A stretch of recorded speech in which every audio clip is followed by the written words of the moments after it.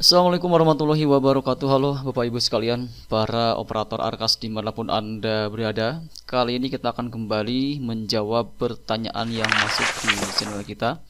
Dan kali ini kita lihat pertanyaannya masih seputar perubahan atau pergeseran di Arkas tahap 2 tahun 2025 ya. Namun sebelum kita masuk ke dalam pembahasan kali ini, seperti biasa silahkan untuk Bapak Ibu sekalian yang mungkin saat ini belum berlangganan di channel saya, silahkan klik tombol subscribe terlebih dahulu agar nanti tidak ketinggalan update terbaru yang kita update di channel Imran Prasetya. Baiklah, mari kita mulai saja sharing kita kali ini.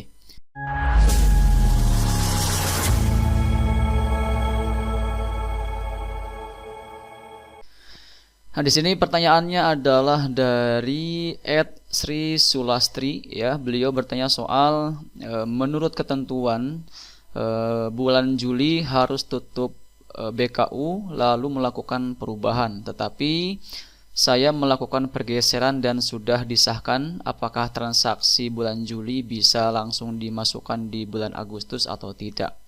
Ya. Nah, jadi Bapak Ibu sekalian, di sini kita sudah bikinkan jawaban poin-poin pentingnya untuk menjawab pertanyaan kali ini ya, dan kita akan jelaskan secara lebih detail.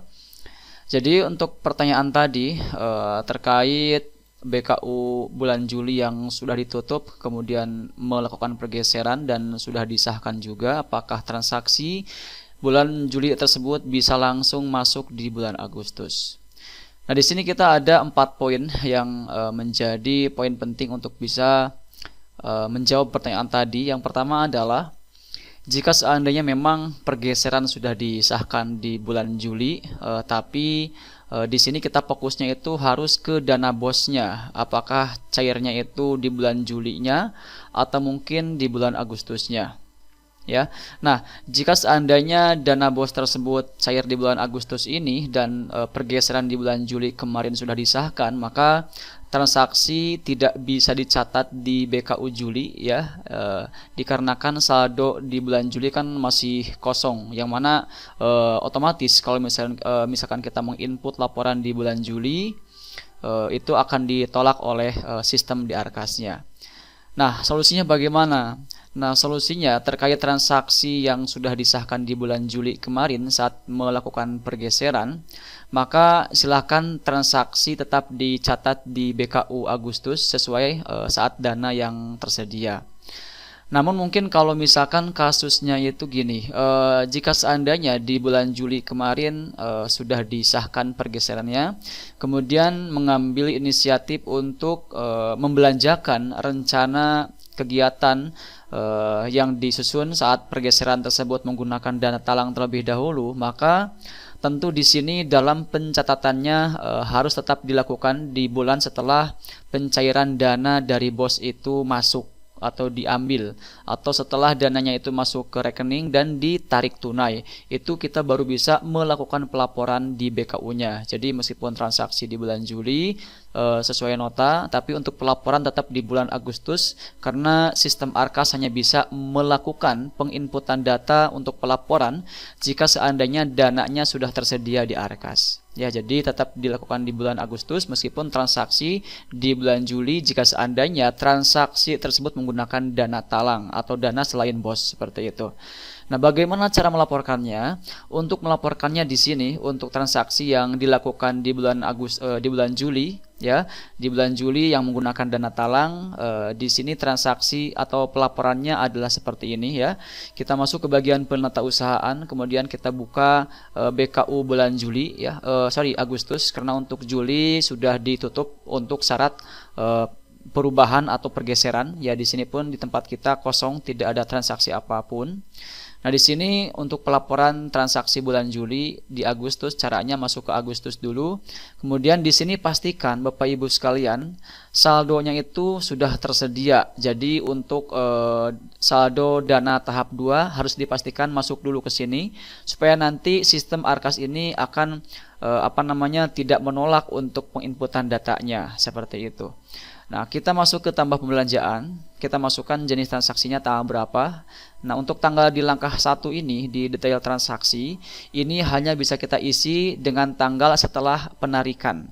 Ya, jadi Bapak Ibu sekalian, di saat dananya itu masuk ke rekening, kemudian Bapak Ibu sekalian misalkan sudah tarik tunai dari bank untuk dana BOS tersebut, maka di sini harus dipastikan juga bahwa sudah kita lakukan penarikan juga di Arkasnya, supaya nanti untuk total dana yang tersedia di sini sesuai dengan jumlah dana tahap 2 yang kita terima. Jadi kalau misalkan tahap 2 ini 4.500.000 rupiah misalkan, nah maka di sini harus tertulis juga 4.500.000 rupiah, supaya nanti saat kita melakukan pelaporan dan tambah pembelanjaan di sini, contoh misalkan pengambilannya itu kita tarik tunainya itu untuk dana BOS tahap 2 dilakukan di tanggal 4 Agustus misalkan ya. Nah, kita di sini bisa mengambil tanggal untuk melaporkan transaksi yang di bulan Juli yang menggunakan dana talang, itu tanggalnya di atas tanggal penarikan saldo BOS. Jadi misalkan kita ambil tanggal 5 di sini. Nah, di sini Bapak Ibu sekalian, kenapa dana aplikasi Arkas itu akan menolak pelaporan jika seandainya dana BOS belum masuk di sistemnya Arkas? Dikarenakan kalau belum masuk di sini saldo tunainya akan kurang di saat kita melakukan pelaporan. Contoh misalkan kita ingin melaporkan untuk transaksi listrik atau token listrik di mana anggarannya itu per bulan misalkan 150.000. Nah, sedangkan saldo tunai yang tersedia di Arkas hanya Rp19.000, maka otomatis di saat kita memilih tunai, kemudian kita misalkan di sini akan melaporkan untuk pembelian token. Kita contoh saja ya, apakah benar akan menolaknya sistem ini. Nah, ini kita akan coba ya, kita centang karena tidak ada NPWP, kita lanjut. Misalkan di sini ini sesuaikan untuk tanggalnya itu nomor notanya sesuai dengan nomor nota realnya saat kita melakukan pembelanjaan. Dan di bagian tahap 2 ini pastikan untuk tanggal belanjanya sesuai dengan yang ada di nota. Ya, sedangkan yang tadi tanggal yang ada di sini adalah tanggal transaksi pelaporannya, ya.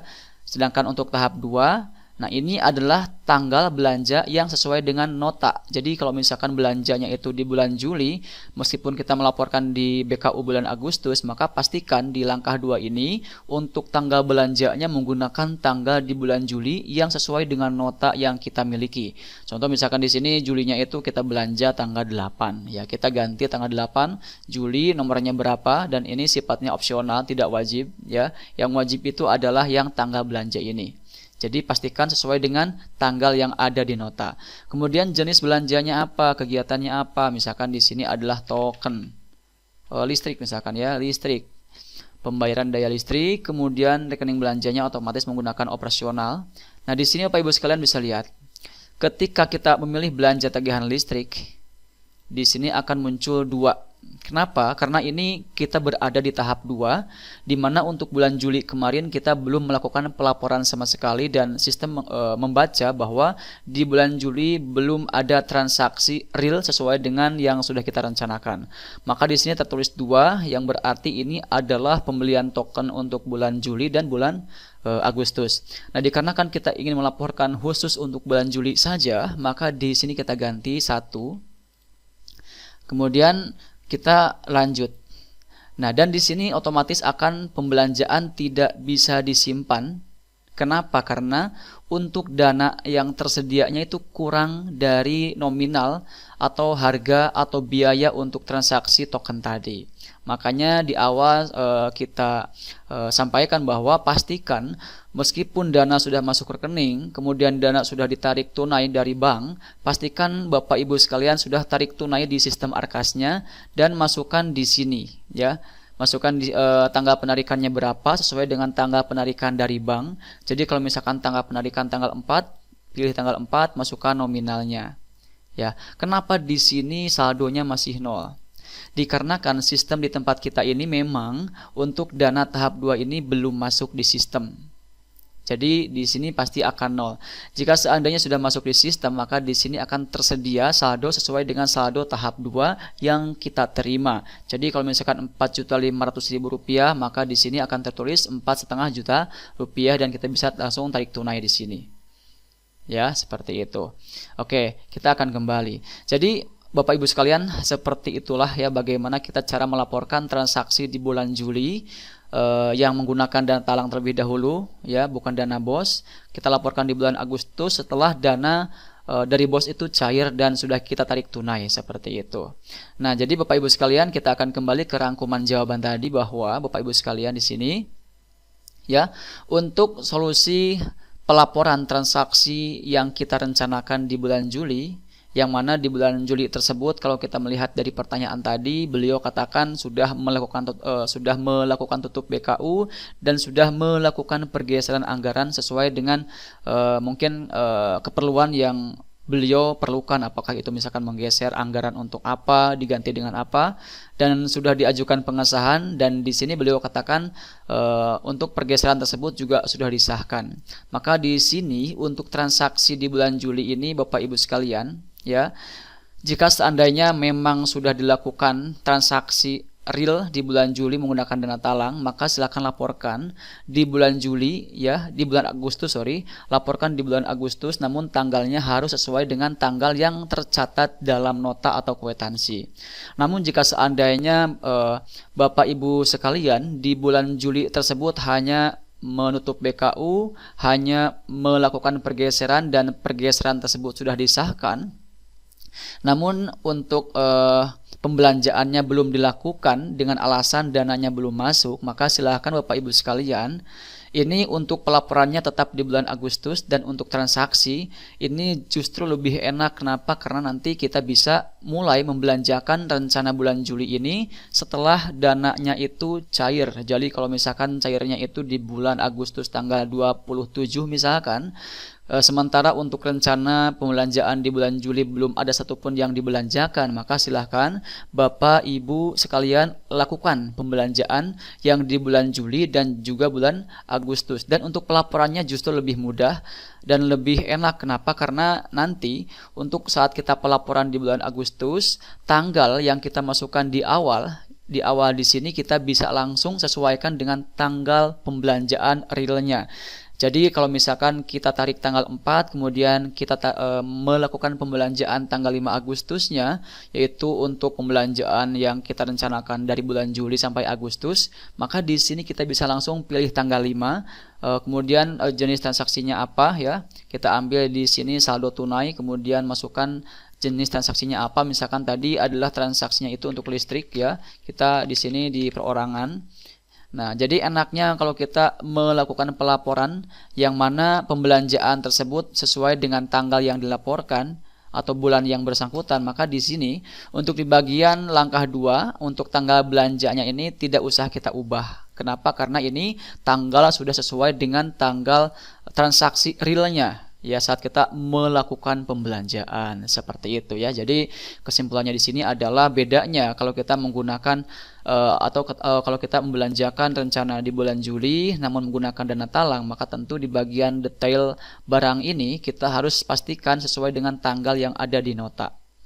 Jadi intinya Bapak Ibu sekalian, pastikan untuk transaksi pelaporan itu tanggal yang di bagian detail belanja ini harus sesuai dengan tanggal real yang ada di notanya, seperti itu. Ya, kesimpulannya seperti itu, ya. Jadi pastikan tanggal yang ini di langkah 2 pastikan sesuai dengan tanggal yang ada di nota. Nah, kemudian Bapak Ibu sekalian, berikutnya adalah untuk langkah yang tadi kita lakukan, tentu di sini sudah sesuai dengan Juknis BOS tahun 2025.